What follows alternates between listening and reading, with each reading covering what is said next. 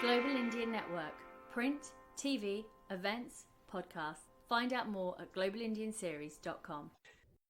The misconception is that we're considered far right or extremist in some way, which neither I am nor is Hindu nationalism. Hindu nationalism means that there is a homeland for the Hindu people called India, and that homeland must be defended against any and all threats, both internal and external. Now, Hinduism does not proselytize, and does not aggressively convert people. So when I say convert to Hinduism and I go up, yeah, it's a little bit of a tease, but I think it's very essential. Hi, my name is Rajan, and I'm the Chief Explorer for the Global Indian series. Now, I'm going to pose you a question. What does Hindu nationalism mean to you? And has the current government of India started an irreversible tide in the way in which many are looking at their own identity and also their perception of India? Look, the reality is much can be said about the philosophy of it. However, in this podcast, we're going to delve headfirst into the human experience behind it. In today's journey, I travelled to Canada to meet with Ron Banerjee. Now, Ron is a well-known controversial figure in Canada, known for his public displays of what many have stated as being right-wing activities. He is a self-proclaimed Hindu nationalist and pulls no punches on his beliefs. He's an advisor to Rise Canada and Canadian Hindu Advocacy, and many of the viewpoints he personally expresses in here may be disturbing for most. Ron does have an open discussion with me on why he believes Hindu nationalism is the way forward, and also having a look at what it means to be Hindu to him, as well as the recent unfortunate attacks in Bangladesh. We also have a look at the deeper psychology of him and his own viewpoints on what Canadian identity is. The views expressed in this podcast are not reflective of us as a platform for the Global Indian. However, I believe for us to be truly cognizant of the human experience behind our perception of identity, we need to take on these differing viewpoints. As you know, every single week we plunge into the human experience of being a person of Indian origin, take a second look at the countries we now call home, and tackle the big conversations. If we choose our fights only for things that make us feel good and validated, well, I don't think we do the greatest service to what it means to be human. I truly hope you enjoyed this conversation. And I'd like to say a massive thank you to all our dear supporters and sponsors who enable us to have these open discourses, many of which you hear from soon. And if you too would like to get involved in the journey that is 50 Shades of Brown, that is us, well, it couldn't be easier. Simply go to the website, which is www.globalindianseries.com, where you can listen to these podcasts and the entire repertoire of discussions so far.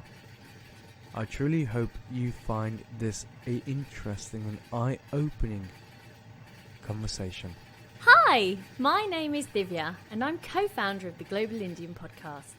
Before you get to today's show, I've got a quick favour to ask. If you've been enjoying our conversations, I'd love if you could take just 1 minute to leave us a review on the platform that you're listening to us on and share our work to friends and family. It helps us out a lot. Word of mouth is the primary way that we grow. Thanks for your continued support.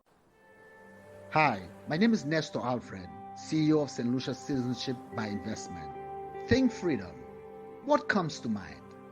Freedom to explore, to travel to any destination for work or play. Or is it freedom of expression? Being surrounded by the globally minded, those who care for society and environment. Every year, people from around the world apply for St. Lucian citizenship because they realize that real freedom is based on choice. Discover more about St. Lucian citizenship and how it's helping global Indians achieve more. Hello, my name is Daniel Trassa and I'm Dean of Nova School of Business and Economics in Carcavelos, Portugal, one of Europe's leading business schools. I'm proud to be of Indian origin and I invite you to discover these podcasts, which will look to redefine the impact that Indians and their descendants are doing all over the world. In behalf of Nova School of Business and Economics, I wish you a great 2021. My name is Chitra Stern, and I am a proud Global Indian Ambassador and CEO of Martinal Resorts and Martinal Residences. We pride ourselves on the journeys that define a community, and our developments bring people together. Did you know that over 70,000 people just like us call Portugal home? The Global Indian journey has brought people together in a meaningful way, and on behalf of all of us at Martinal, we want to thank you for joining us in these remarkable conversations. We look forward to seeing you here in Lisbon post-COVID. Have a great day. And just move. Get up and just move. Get up and just move. Get up and just move. Get up and just. So I suppose the best thing to do is first kick it off. Why don't you tell the audience a bit about yourself? Well, I'm a director with the Canadian Hindu Advocacy, and I'm also an advisor to an organization called Rise Canada. And the reason I play a role in both organizations is because I think, one of the things we try to do is we try to defend freedom and liberty and democracy and our values in the West, which are very similar to Hindu values. And the values, I believe, of Hindu nationalism as well. So we defend Western values, we defend Hindu values, we defend the values specifically of Hindu nationalism, partly because we think that they're very similar in many, many ways. And as a matter of fact, we think Hinduism and Hindu values give rise to both of the others. So. Because I know that we've often debated in the past, having a look at this, but the reason why I want you on the platform is because I think it's only fair that we also have open discussions. Even though we don't see eye to eye, it doesn't stop two people from having an open discussion, say, well, what's it like to be you? And so I do appreciate the fact that you're coming on here as a vote of trust, knowing that this is not an inquisition, but more of just a discussion to say, well, what's it like on your point of view? So when you say Hindu nationalism, run me through, what does that mean to you? How do you define that? Well, I mean, Hindu nationalism to me is a distillation of parts of peace and meditation and yoga.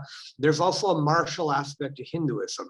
One of the holiest books within Hinduism is the Bhagavad Gita, which is a philosophical discussion between a warrior Arjun and his chariot rider, who happens to be his chariot driver, who happens to be the Lord Krishna, about when to fight and when not to fight, and what's the concept of a just war, and when should violence be used and when should violence not be used. I consider Hindu nationalism to be that martial element within Hinduism. The very same Marika soldiers, for example, of North India and Nepal, the best warriors in World War I and World War II.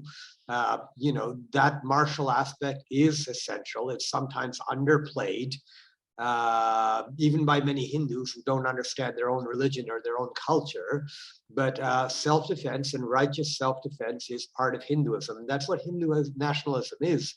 If I were to explain Hindu nationalism, what is Hindu nationalism? It's just legitimate defense of Hindus. That's all it is. What do you think is the biggest misconception people have about you? Because when you go to the videos that you appear in, you're on the broadcast list and you're telling people to convert to Hinduism, or you're on the podium talking about certain things. Now, when I look at that, in conversations I had in the past, I feel that you do that almost as a teasing pointer to bring out, you're looking for a reaction from people. And so that's how I read that situation. But what is the biggest misconception you think people have about your work or about Hindu nationalism? Because again, when you think of Hindu nationalism, a lot of people say, you look at where India is, and you look at the BJP or the RSS, we're seeing a version of that a lot of the people around the world are saying they disagree with. Yeah, I mean, the misconception is that we're considered far right or extremist in some way, which which neither I am nor is Hindu nationalism. Hindu nationalism means that there is a homeland for the Hindu people called India, and that homeland must be defended against any and all threats, both internal and external. I believe that also. Now, Hinduism does not preach, does not proselytize, and does not aggressively convert people. So when I say convert to Hinduism and I go up, yeah, it's a little bit of a tease, but I think it's very essential that people in the West, I believe, a lot of them are coming to Hinduism, but unfortunately, Hinduism isn't getting the credit for it. You know, in yoga, when you're doing meditation, even the concepts of vegetarianism and animal rights that have arisen in the West more in the last 40 years or so, they've all come from Hinduism. And these concepts are Hindu. So in some ways, you could almost make the argument that when you're going into a yoga studio and when you're saying Om and Namaste, you are actually in a way a Hindu. But I think people need to know the positive aspects of Hinduism. Well, do you find it offensive then on your side when people go in and they do that? Do you find this cultural appropriation in any way? No, I don't find it offensive, but what I do find irritating is that they fail to give credit that, you know, we're doing these practices. We're practicing yoga, which is basically a spiritual practice, but they only talk about the physical elements of it, and it isn't mentioned that this comes from Hinduism, that Om Namaste are Sanskrit, and the meaning is often so. You know, I'm not offended, but it is irritating that, and there's the Take Back Yoga campaign in the US put on by the Hindu American Foundation, where some falsehoods, you know, if you ask people about yoga, some people say, well, is this a Buddhist thing or is it an Eastern thing? Is it, no, it's Hindu, it is. And, you know, that is irritating, and that's something that has to be resolved. So when people turn around and say Ron Banerjee is a racist, do you think you're a racist? Well, I couldn't be, because Hinduism accepts all races. So I don't discriminate on the basis of race at all. No. Yeah. Hinduism is a religion and a faith and a way of life. It's not a race. So when you look at India and you're saying, and we're going to go deeper into this, but when you look at India, say India is the Hindu home, how would you see minority communities fitting into India?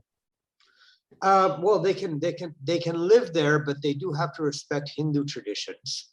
I disagree. For example, there are certain cultural traditions we have here in the West. Typically in the West, we have cats and dogs as pets. We don't eat them. We don't kill them. We don't eat them.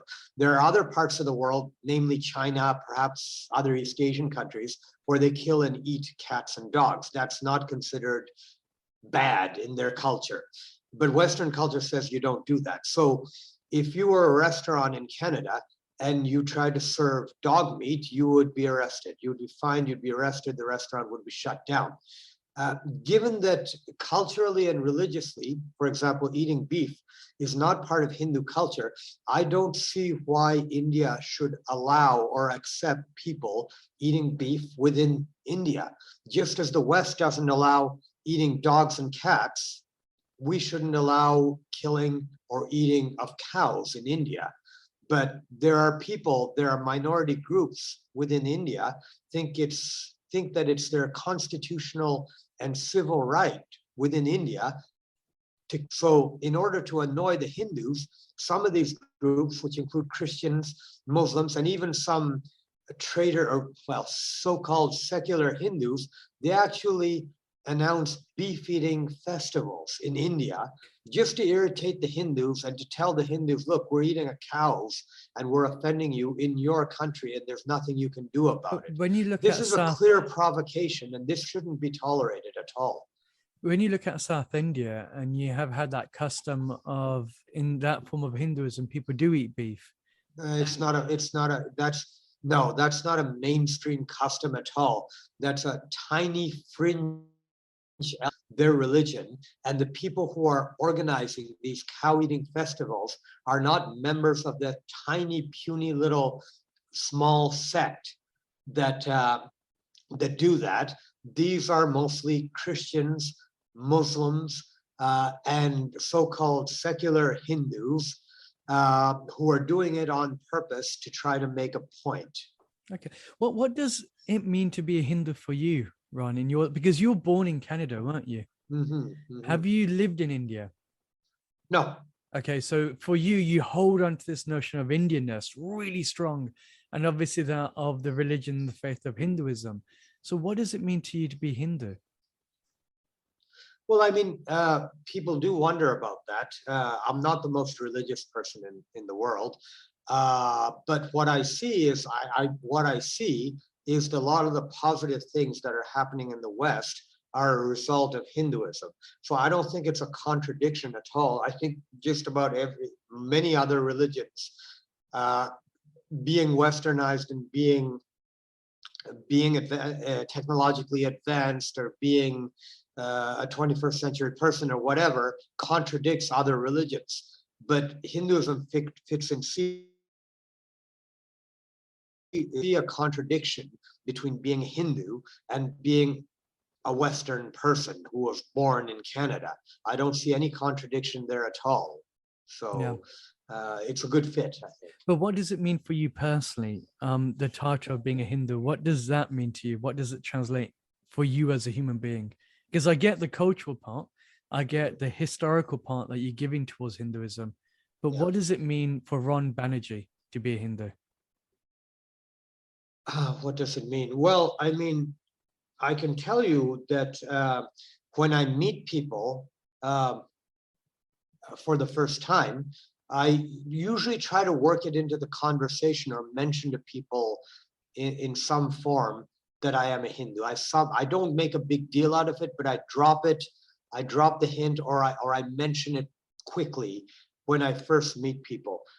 Partly because the other, and I hate even this term, the other brown people. I'm not a brown person, I'm a Hindu.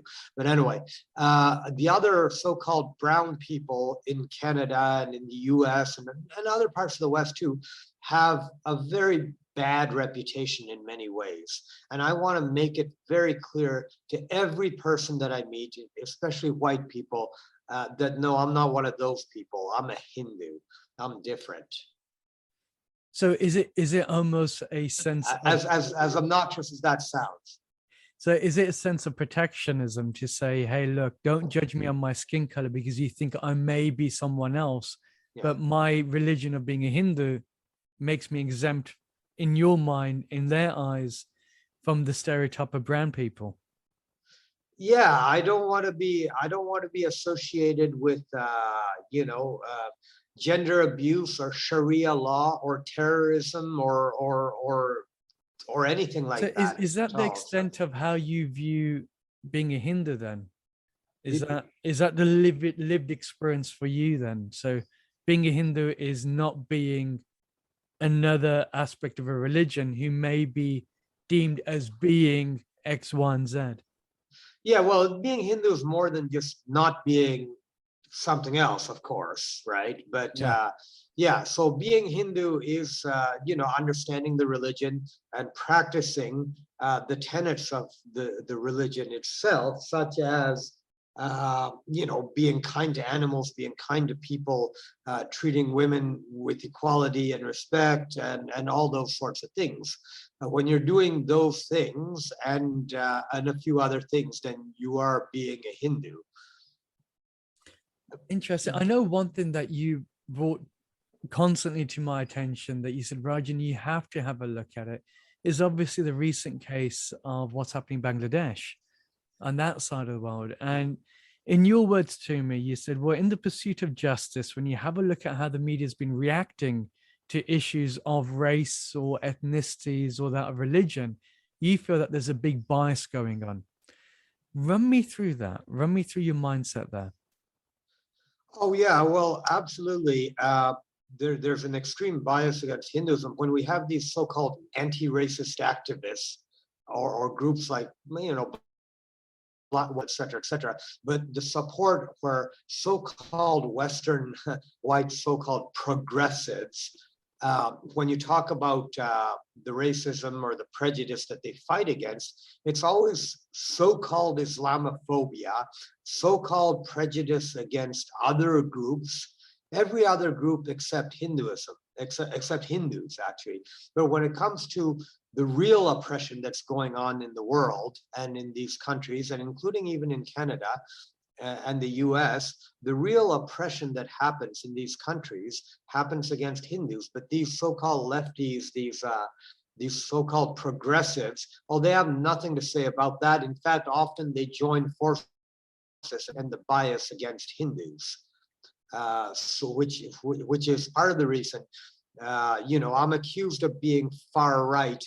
No, I mean, but I do support right-wing parties and right-wing groups more than left-wing, because I have no use whatsoever for lefties in the West. There's nothing in my mind so vile and so despicable as a white liberal lefty. That's the most well, I for me, suppose it's the most despicable organism on the planet.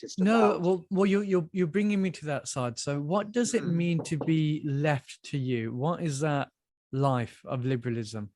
Because obviously it's something that you really despise. I've seen a lot of your work where you're calling out, but by Justin Trudeau, you're having a look at other individuals saying liberalism doesn't work. So what does it mean to you? What does the word liberalism mean to you? Well, regardless of what the word itself means, or the actions of liberals. The actions. Yeah. I'd like to, because I don't think liberals in themselves understand what they're supposed to stand up for, but the way they behave and what they end up doing is they take certain groups, they have certain favored groups that they think that they advocate for continuously, no matter what they do.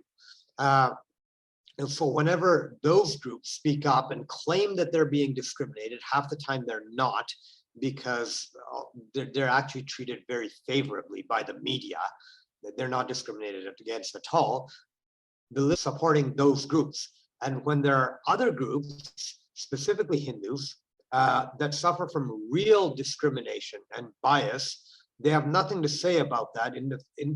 As I mentioned, in many cases, they jump in and they contribute to the oppression of those groups, like Hindus in particular, right? The Western media and Western institutions are extremely Hinduphobic. They have an absolute contempt and a hatred against Hinduism. They oppress them every day, all the time. And the lefties have nothing to say about that other than praising them and saying, yeah, it's good that you're doing this.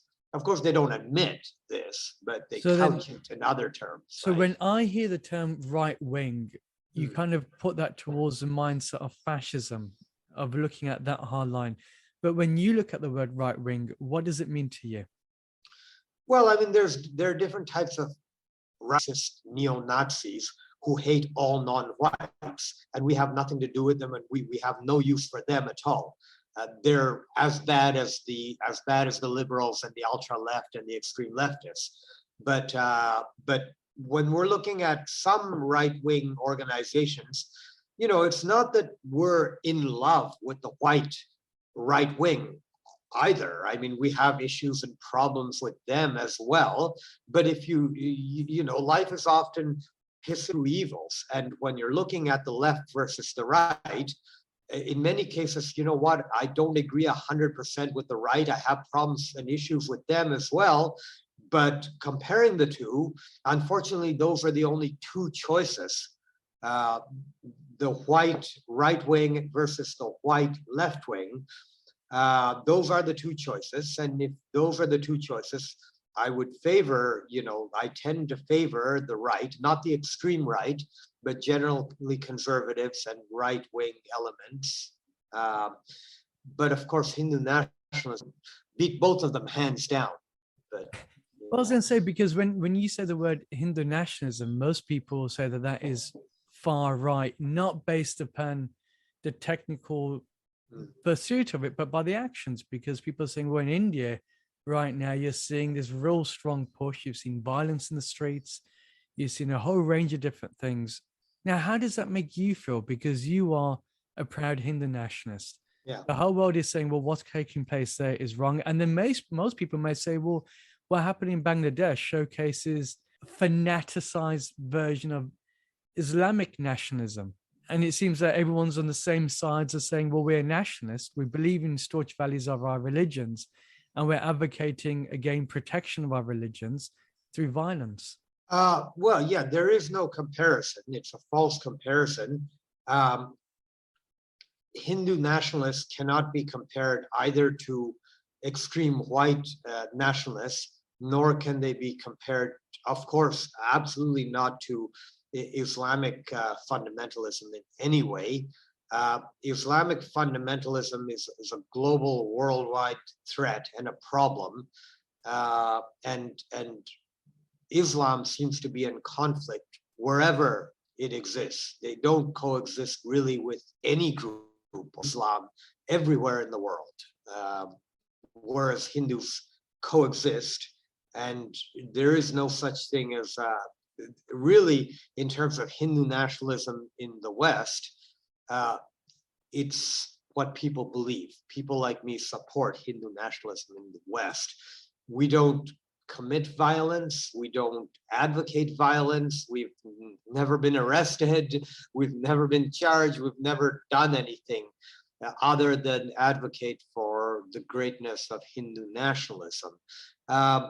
Yeah, so what's happening in Bangladesh and in Pakistan and in other countries is horrific, of course. It's open discrimination and attacks, whereas Hindu nationalism within India, in most cases, they result from provocations or attacks by other groups. For example, the Mumbai terrorist attack a number of years ago, that was perpetrated by Islamic fundamentalists, including Kashmiri elements, Kashmiri Muslim elements against India.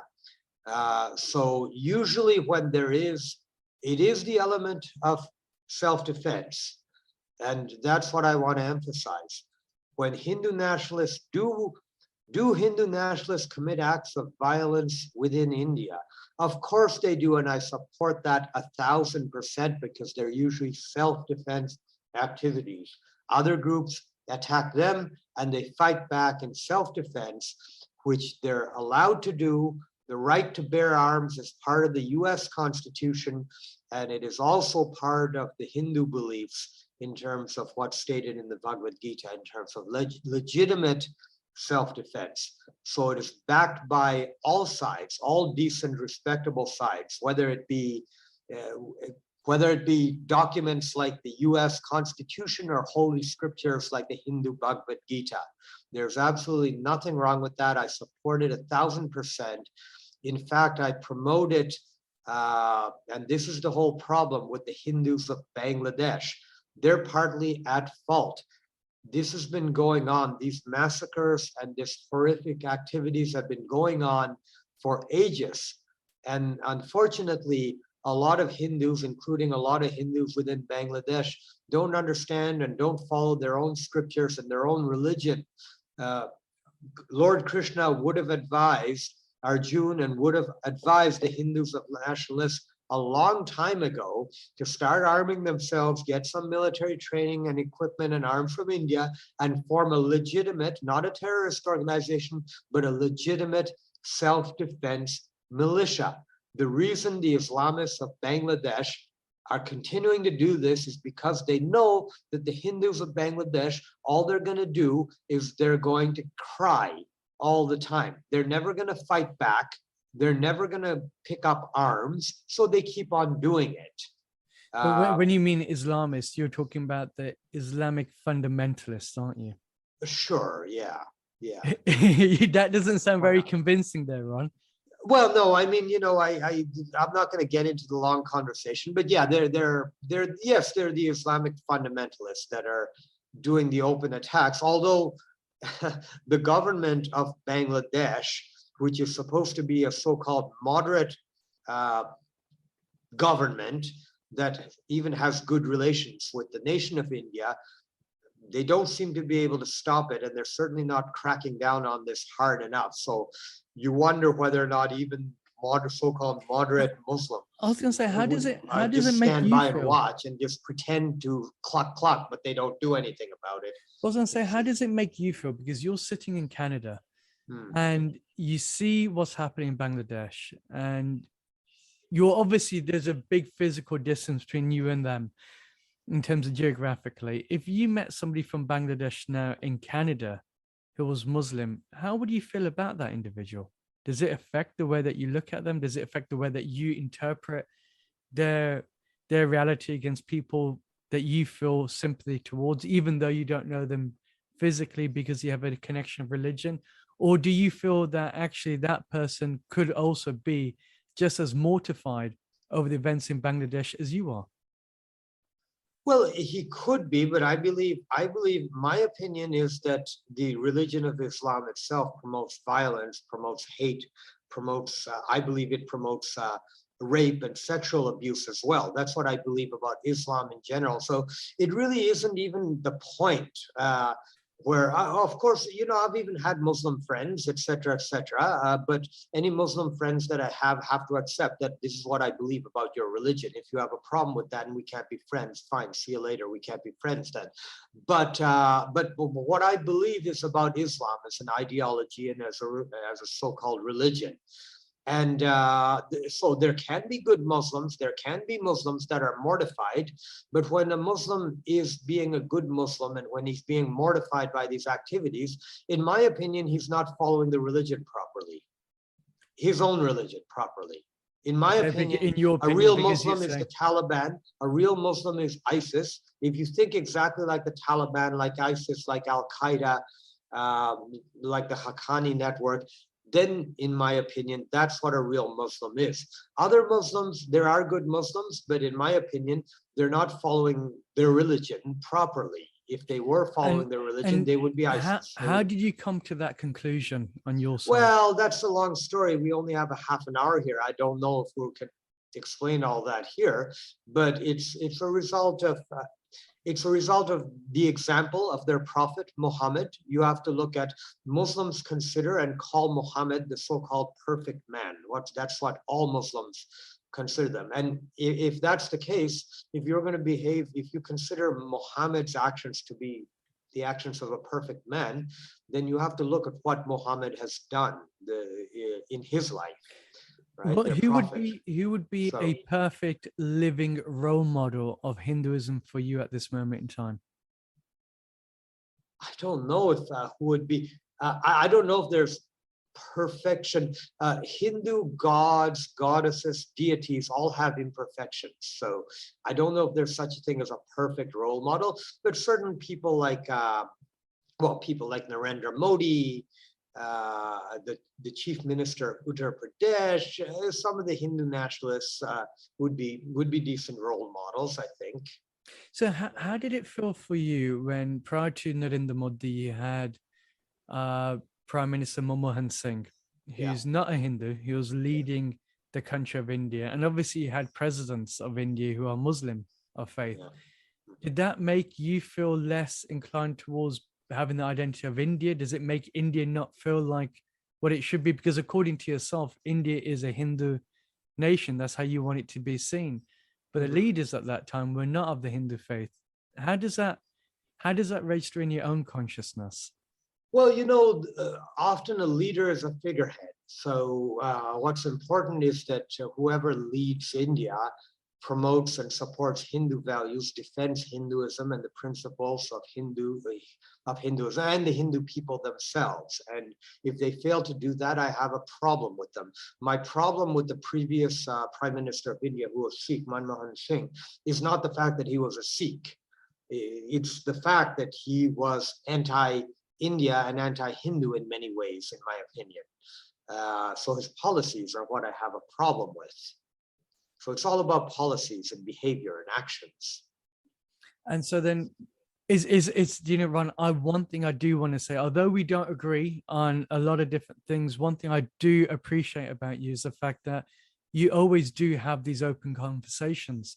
And that's the beauty of these type of discourses, because you're allowing and you're opening yourself up to say, hey, these are what my beliefs are, and this is how I see the world. Now, when you look at Canada, like your home country there, do you feel that it's Hindu phobic in your mindset?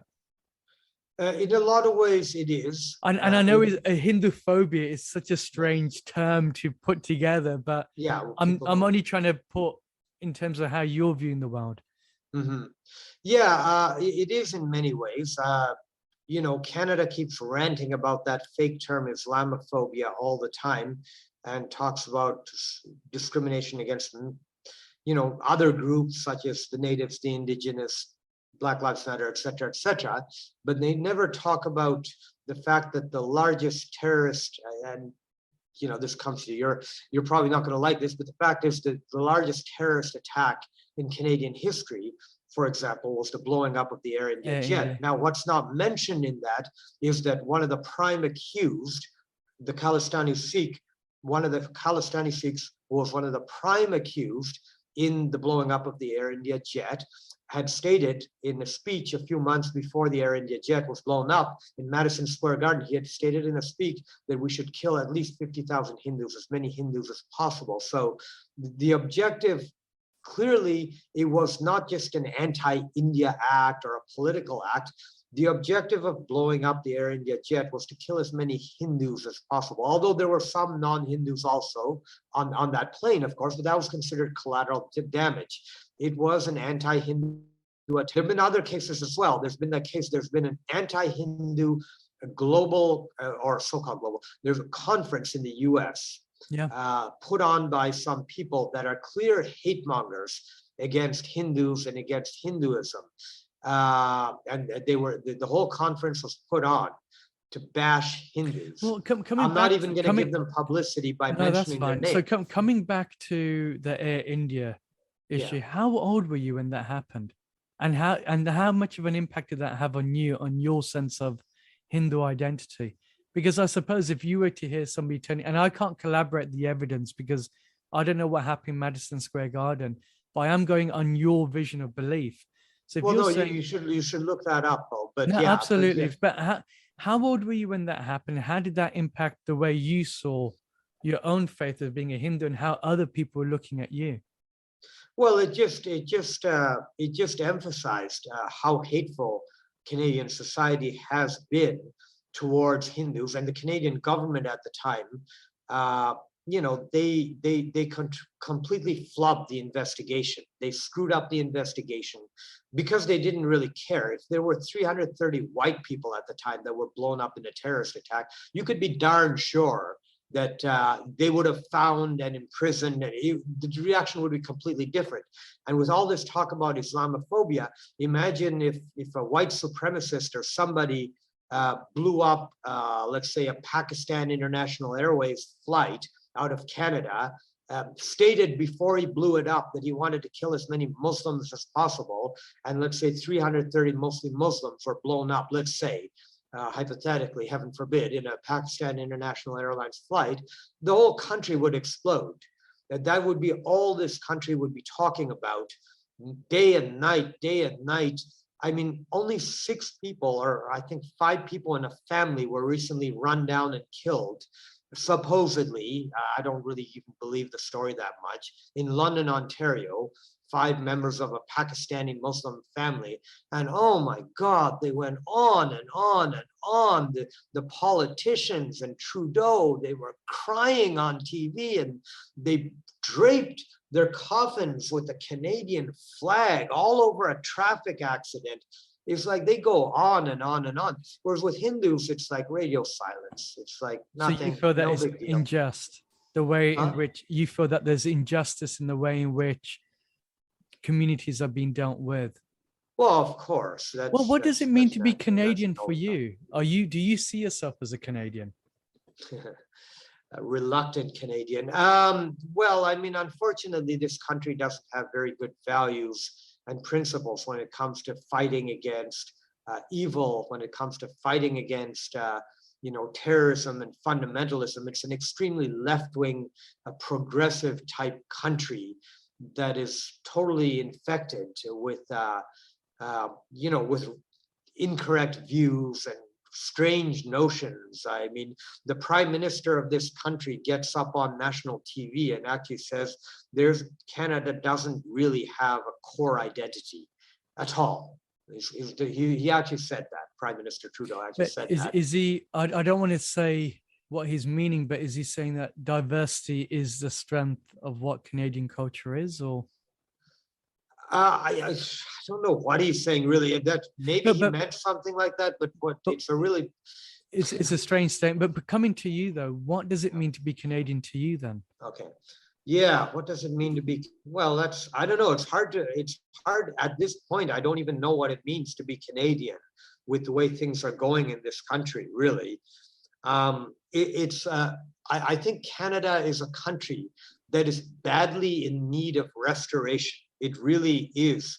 And considering the fact that of all the different governments and countries in the world, I think India's the main democracy right now that is actually standing up, that is to some extent, even for, well, not standing up enough, but they are standing up to China.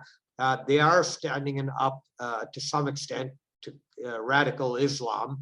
And I think it's a model. So I think I can imagine people listening in will say, well, obviously Ron feels and breathes a version of Hindu nationalism for himself, and that's your worldview. And you're not happy with events in Canada. Would you not move to India then?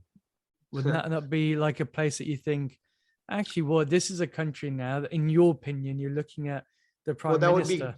Yeah. Well, that would be an act of cowardice, wouldn't it be? Wouldn't that be kind of like running away from the battlefield?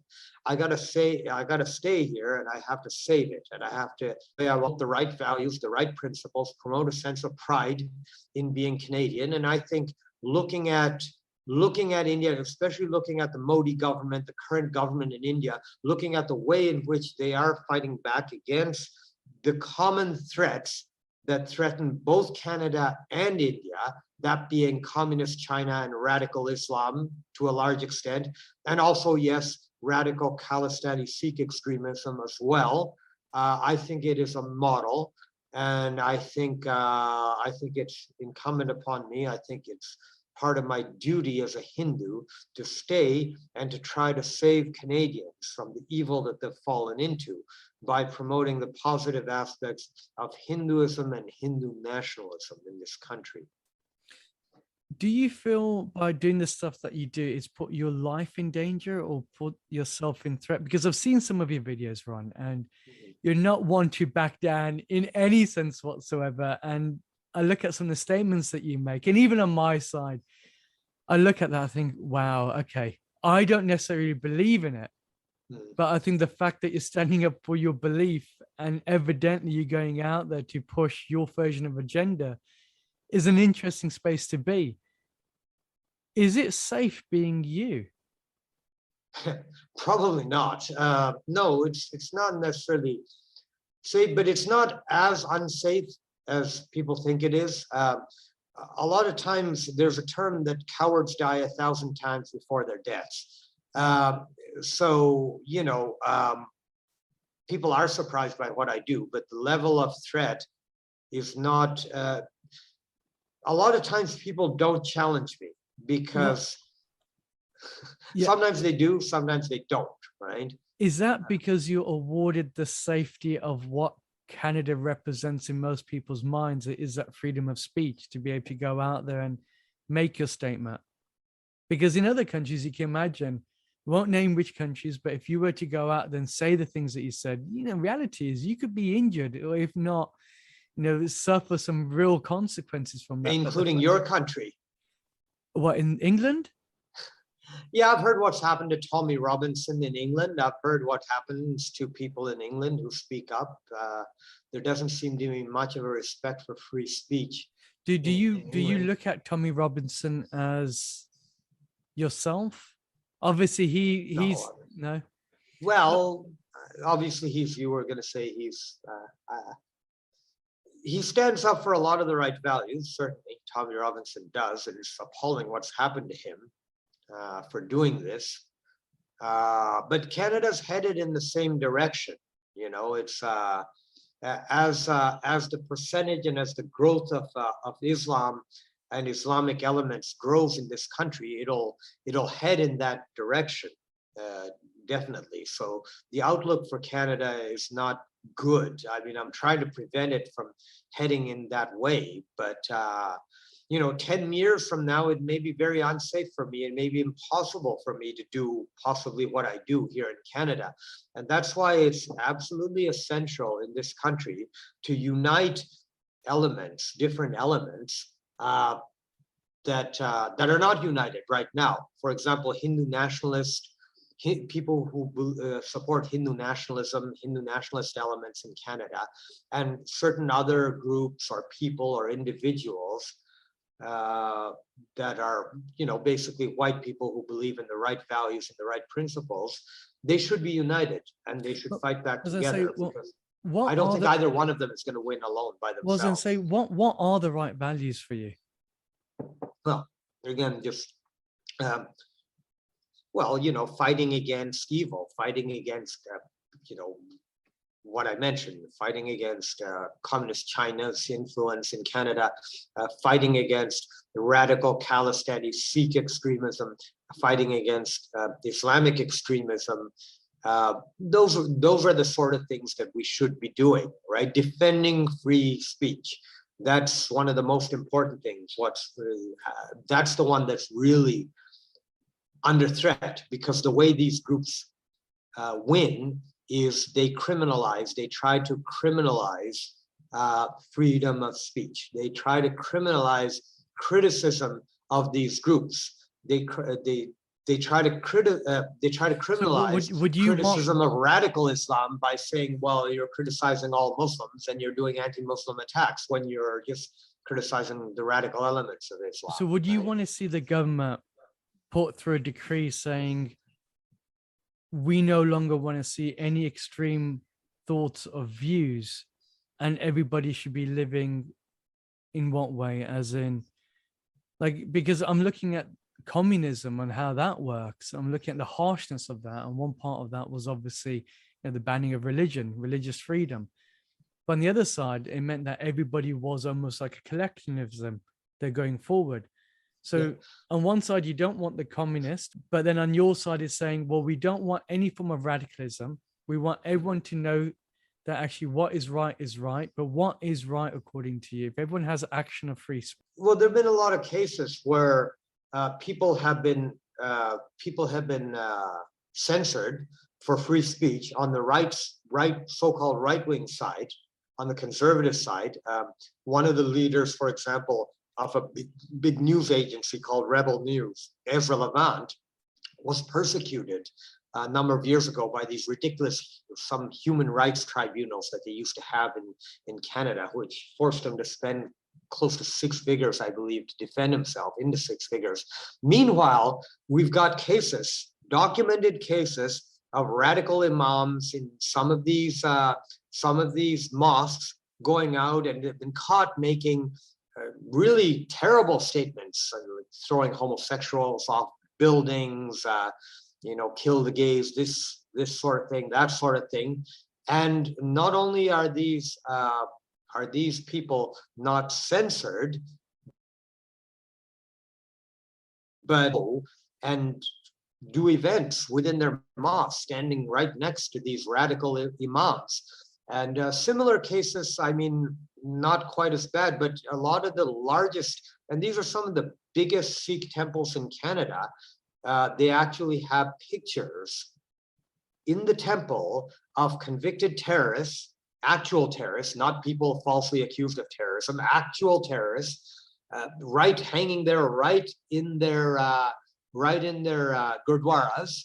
And that doesn't stop the politicians from going in there and posing for pictures, trolling for votes at election times, and all this sort of thing. And the media doesn't criticize it at all, because criticizing a mosque or a Sikh gurdwara is considered to be politically incorrect, possibly racist. So that means that these mosques, these gurdwaras, are pretty much free to say pretty much whatever they want. Hate speech provisions don't seem to apply to them at all. They get to run rampant, do whatever they want, it seems. So it seems is your anger in the way politics is run then? Is that what it is? Because you're saying if we place a great reliance on the integrity of politicians, you're seeing the same politicians on one side that will say, hey, you can't do this. But on the other side, very moment later, you're saying that they're posing for photos for vote harvesting. Is your issue with politics in general? No, it's with society and the way it's run in general. It's not just the politicians, it's all the institutions. It's the media called educational institutions like the University of Toronto. It's all of them. It's the whole society is rotten here. It's rotten. It's rotten to the core. Right? It needs to be fixed, but maybe possibly even too far gone. I was going to say, do you see yourself as a savior of society? Well, or your actions as one? Well, maybe as a would-be savior. I don't know. I try to promote the right values and I try to fix things as best as I can. Knowing how you are, I want to thank you for practicing your restraint out of respect for the platform as well. So that is deeply appreciated. If people have questions and they want to follow up, would you be able to take on questions at a future time? Oh, sure. Of course. Yeah. Well, I can say for one, this was definitely ear-opening.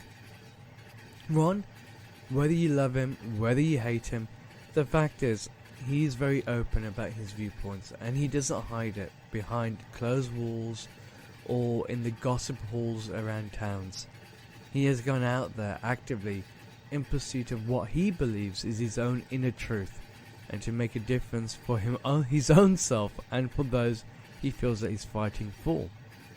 Now, Ron has actually opened up and said he's willing to take on questions and to take on further discussions. So, here's over to you.